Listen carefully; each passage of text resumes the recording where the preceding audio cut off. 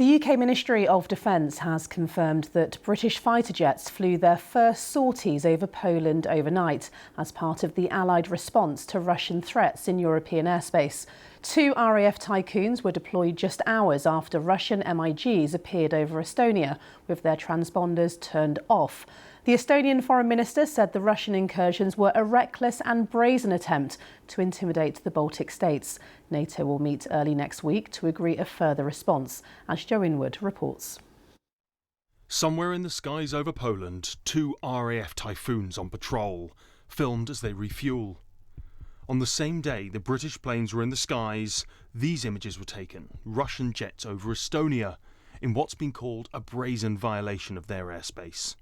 We take it very seriously. And NATO reacted in very adequate ways on military level and as politically. But our response must be very clear, because Putin wants to test our unity as NATO. Putin wants to test our capabilities, our reactions. And this is a part of Putin's plan. Now, these are the jets that it's claimed spent 12 minutes in Estonian airspace, Russian MiG-31s. They are the fastest known combat aircraft, with a top speed of almost 2,000 miles per hour. Now, when they entered Estonian airspace, their identification transponders were switched off, and there was no radio communication with air traffic control.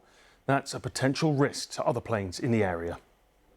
Speaking at a NATO event, the Czech president said the next time it happens, the plane could be shot down. I believe that at this time we must be absolutely clear that if the rules are broken, we must respond appropriately, including militarily.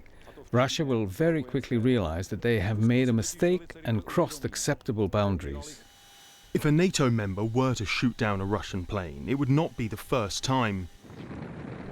In 2015, a Russian Sukhoi crossed into Turkish airspace and was downed, resulting in the eventual death of the pilot.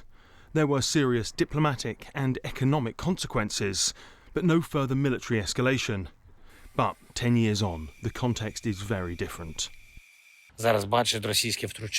Everyone can now see Russian interference against Poland and yesterday against Estonia. These are not accidental things. Russia will continue trying to spread its aggression, destabilization and interference. This is their system. This must be countered systemically and together.